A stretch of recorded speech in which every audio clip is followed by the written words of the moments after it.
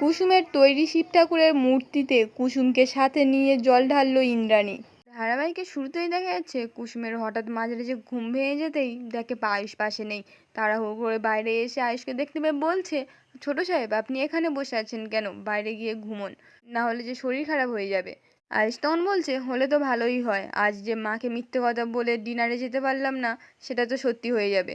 কুসুম তখন মনে মনে বলছে, ছোট সাহেবকে এত আঘাত করতে আর ভালো লাগছে না, কিন্তু আমার হাতে তো আর বেশি দিন সময়ও নেই। এই কটা দিনের মধ্যে আমার থেকে দূরে সরিয়ে দেবীমার কাছে আনতে হলে আমার বুকে পাথর রেখে এই অভিনয়টা চালিয়ে যেতে হবে। এই বলে তো আয়ুষকে বলছে, এতদিন তো আমাদের মধ্যে কোনো ঝামেলা হয়নি, এখন ঝামেলা হচ্ছে, গায়ে হাত তোলা পর্যন্ত হচ্ছে, আর এর জন্য দায়ী আপনার মা। আমি জানি এসব কথা শুনতে তেতো লাগছে, কিন্তু এগুলোই সত্যি। আমরা যখন রাস্তায় রাস্তায় ঘুরতাম হাজার লোকে আমাদের অপমান করতো, কিন্তু আমাদের মধ্যে কোনো ঝামেলা হতো না। যখন আপনার বাবা মানে বড় সাহেব আমাদেরকে এখানে নিয়ে আসলেন, আমার বাবা বাধ্য হয়ে এখানে থাকতে দিলেন, আর তারপর থেকেই আপনার মা আমাদের মাঝখানে প্রাচীর তোলার চেষ্টা করলেন, সারাক্ষণ ঝামেলা লাগাতে শুরু করলেন। আয়ুষ তখন বলছে, ঝামেলাগুলো তো তুমি পাকাচ্ছ কুসুম। কুসুম তখন বলছে, আমি পাকাচ্ছি না, আপনার মাই আমার হাতে তুলে দিচ্ছে, আসলে উনি চাইছেন না আমি আপনার জীবনে থাকি। এদিকে তখন ইন্দ্রাণী রাজকে বলছে, আয়ুষের শরীর খারাপ হয়নি রাজ। রাজ তখন বলছে, তাহলে ডিনারে এলো না কেন? ইন্দ্রাণী তখন বলছে, ওকে কুসুম আসতে দেয়নি। আমি যখন আয়ুষের শরীর খারাপের কথা শুনে ডাক্তার নিয়ে যাই ওখানে, এই বলে তো সমস্ত ঘটনা খুলে বলে। রাজ তো সবটা শুনে বলছে, তুমি কি নিশ্চিত ও শরীর খারাপের অজুহাত দিয়েছে? ইন্দ্রাণী তখন বলছে, হ্যাঁ রাজ, কুসুম নিজে মুখে আমাকে সে কথা বলেছে। আমি কিন্তু মা হয়ে কোনো ভুল করিনি। অন্য কেউ হলে আমার জায়গায় এটাই করতো, আবার কাছে টেনেও নিত, কিন্তু ক্রমশ আমার আর আয়ুষের দূরত্বটা বেড়েই যাচ্ছে। আমি কি আয়ুষকে মানুষ করতে পারলাম না? মা হিসেবে কি আমি ব্যর্থ রাজ? রাজ তখন বলছে, মা হিসেবে না, স্ত্রী হিসেবে না, বিজনেস ওম্যান হিসেবে কোনো বিষয়ে তুমি ব্যর্থ নও।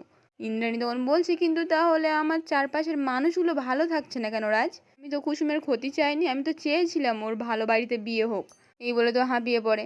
রাজ তখন ইন্দ্রাণীকে নিয়ে খাটের উপর বসিয়ে বলছে, না একটু জল খাও। এদিকে যখন আয়ুষ তো কুসুমকে বলছে, তোমার মাথায় কি ভূত চেপেছে বলবে? আমরা দুজনে দুজনকে ভালোবেসে বিয়ে করেছিলাম, মাকে না জানিয়ে বিয়ে করেছিলাম, এতে মায়ের কি দোষ বলবে? তুমি তো খুব ভালো করেই জানো আমি মাকে ছাড়া বাঁচবো না, তাও তুমি মায়ের এগেনস্টে কথা বলে যাচ্ছ কুসুম। আমি এতক্ষণ বসে কি ভাবছিলাম জানো? আমরা যখন এক ছাদের তলায় থাকতাম কি আনন্দে থাকতাম, এখন ওরা না ভালো আছে না আমরা ভালো আছি। আমি সত্যি যদি জানতাম আমরা ফিরে এলে সিচুয়েশনটা এরকম ক্রিটিক্যাল হয়ে যাবে, আমি তাহলে ফিরে আসতাম না কুসুম। আমার মনে হচ্ছে আমি আর কোনোদিন ও বাড়িতে ফিরে যেতে পারবো না কুসুম, আর সেই কথাটা ভাবলেই আমার দম বন্ধ হয়ে আসছে। এই বলে তো কাঁদতে কাঁদতে বলছে, আমি যদি একটু সময় পেতাম সকলের সঙ্গে আমি আনন্দে হাসে খেলে কথা বলতাম আর প্রাণ খুলে বাঁচতাম। কুসুম তো তখন মনে মনে বলছে, কটা দিন কেন, সারা জীবন আপনি দেবী মায়ের সঙ্গে থাকবেন ছোট সাহেব, আপনার স্ত্রী কুসুম সেটা নিশ্চিত করবেই। এদিকে যখন ইন্দ্রাণী তো রাজকে বলছে, আমি কি ক্রমশ আয়েশকে হারিয়ে ফেলছি, আগের মতো আর ফিরে পাবো না? এসব কথা ভাবলেই না মনে হচ্ছে আমার দম আটকে আসছে, আমার গলাটা কেউ চেপে ধরছে।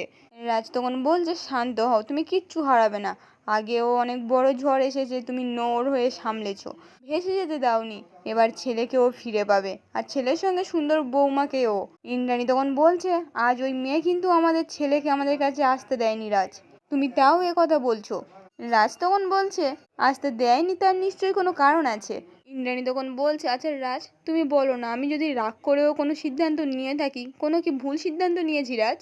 রাজ তখন বলছি, ইন্দ্রাণী প্রত্যেকের নেওয়ার সিদ্ধান্ত প্রত্যেকের কাছে অন্য মানে বহন করে, আমার কাছে যে সিদ্ধান্ত সঠিক সেটা তোমার কাছে ভুল মনে হতেই পারে। ইন্দ্রাণী তখন বলছে, তাহলে এই দ্বন্দ্বের সমাধান কি রাজ, কোনটা ঠিক কোনটা ভুল বুঝবো কি করে? রাজ তখন বলছে, আমি বলি কি, সময় নাও, দেখবে সময়ের সঙ্গে সব ঠিক হয়ে গেছে।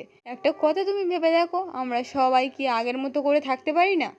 ইন্দ্রাণী তখন অবাক হয়ে রাজের দিকে হাঁ করে তাকিয়ে থাকে। অন্যদিকে দেখা যায় আয়ুষ তো সকালবেলা উঠে অফিসের জন্য বেরোবে, তখন কাঁচতে শুরু করে।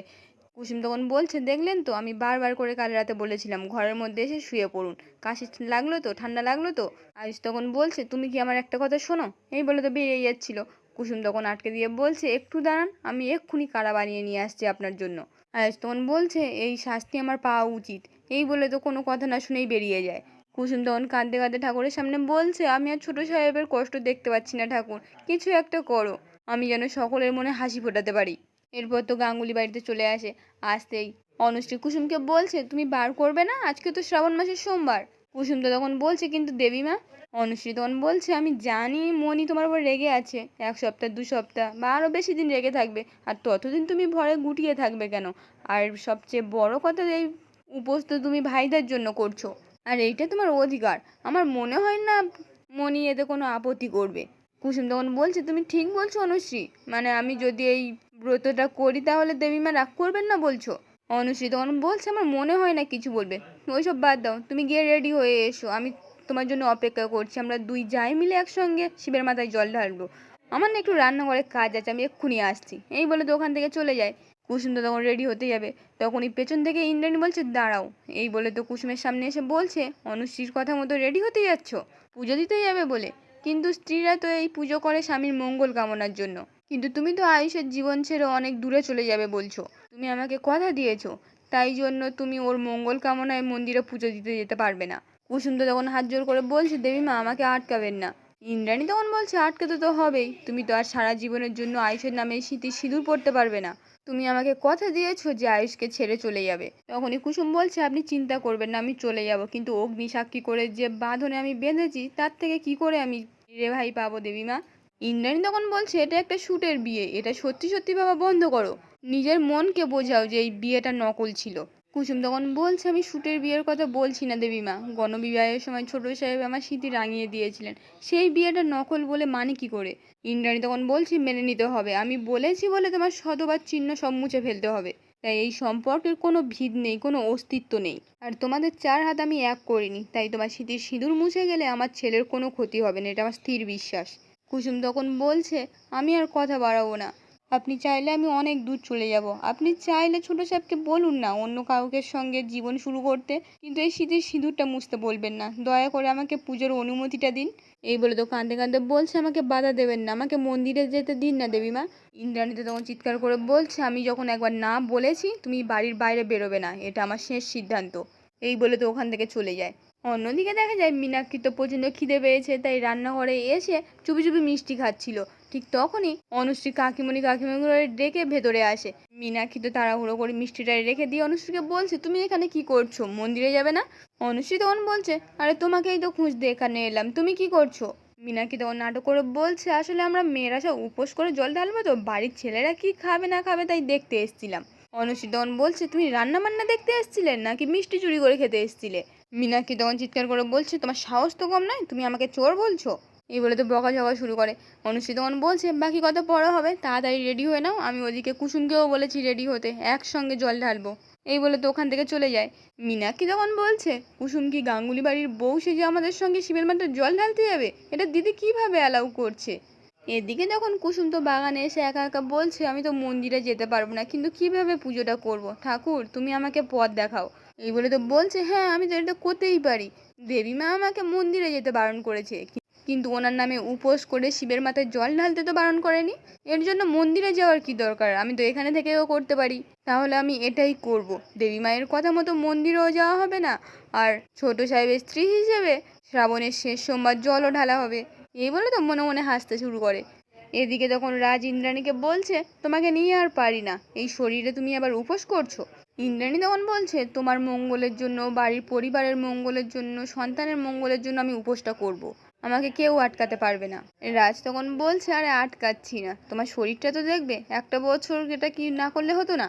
ইন্দ্রাণী তখন বলছে, না হতো না, তোমার জন্য আমি সব করতে পারি, আর একজনের জন্য উপোস করতে পারবো না? রাজ তখন বলছে, এই জন্য তো বলি কুসুমি বাড়ির যোগ্য বউ। ইন্দ্রাণী তখন রেগে গিয়ে বলছে, আমি সম্পূর্ণ উল্টো কথা বলছি রাজ, আর তার মাঝখানে তুমি ওই মেয়েটার কথা কেন বলছো? রাজ তখন বলছি কারণ ওর মধ্যে আমি তোমার ছায়া দেখতে পাই, তুমি আমাকে এত ভালোবাসো, আর কুসুম আয়ুষকে তো খুব ভালোবাসে। ইন্দ্রাণী তখন বলছে, মানে তুমি এইসব কথা বলে তুমি ওই মেয়েটার সঙ্গে আমার তুলনা করছো? রাজ তখন বলছে, তুলনা কেন করব, কিন্তু আমার মনে হয় কুসুম তোমার যোগ্য উত্তরসূরি। আজকে ওদের বিয়ের শেষ সোমবার, আমি জানি কুসুম উপোস করেছে, শিবের মাথায় জলও ঢালবে। ইন্দ্রাণী তখন বলছে, কোনো প্রয়োজন নেই, আমার সন্তানের জন্য আমি উপোস করলে জল ঢাললে তাতেই যথেষ্ট, কারোর কোনো প্রয়োজন হবে না। যাক, আমার দেরি হয়ে যাচ্ছে রাজ, আমি আসছি। এই বলে তো ওখান থেকে চলে যায়। রাজ তখন একা একা বলছে, ইন্দ্রাণীর কথা শুনে কেমন মনে হচ্ছে কেন যে কুসুমকে কোনো একটা কথা বলেছে যাতে কুসুম এই উপোসটা করবে না। এদিকে তখন কুসুম তো বাগানের মধ্যে মাটির শিব ঠাকুর বানায়, তারপর সুন্দর করে চারিদিকটা সাজায় আর শিবের মাথায় জল ঢালে। এদিকে তখন ইন্দ্রাণী, মীনাক্ষী আর অনুশ্রী তো শিবের মাথায় জল ঢালতে যাচ্ছিল। তখনই হঠাৎ করে ইন্দ্রাণীর মাথাটা ঘুরে যায়। অনুশ্রী তখন বলছে, আমি বাড়িতে গিয়ে প্রেশারের ওষুধটা রেখে দিচ্ছি, মনে করে কিন্তু খেয়ে নেবে। এই বলে তো ওখান থেকে চলে যায়। মীনাক্ষী তো তখন কুসুমের নামে ইন্দ্রাণীর কাছে আজে বাজে কথা বলতে শুরু করে। ইন্দ্রাণী তখন বলছে, তুই এসব আজে বাজে কথা বলবি নাকি আমি ঘরে গিয়ে একটু বিশ্রাম নেবো ছোট? মীনাক্ষী তখন বলছে, হ্যাঁ বিশ্রাম তো নেবে, কিন্তু তোমার কি কপালে আছে? কুসুম তো দেখলে আয়ুষকে কিভাবে ডিনারে আসা বন্ধ করলো। আমার কি মনে হয় জানো তো দিদি, ওই ইচ্ছে করেই তোমার কাছে দরবারটা করতে গেছিলো, যাতে তুমি বলো পুজোটা করতে হবে না। তারপরও তোমার ছেলের কাছে একটু নাকে কান্না খেতে বলবে দেবী মা আমাকে পুজো করতে বারণ করেছে। তোমার ছেলেও তখন গলে যাবে, তোমার ছেলেও তো আর বুঝবে না আসলে ও মেয়ে। এই বলে তো চিৎকার করে বলছে, ও বাবা, ও মেয়ে কি করছে গো? ইন্দ্রাণী তখন সামনের দিকে তাকিয়ে দেখতে পায় কুসুম একটা শিব ঠাকুরের মূর্তি বানিয়ে পুজো করছে। আজকের পর্বটি এখানেই শেষ হয়ে যায়। কেমন লাগলো কমেন্টে জানাতে ভুলবেন না।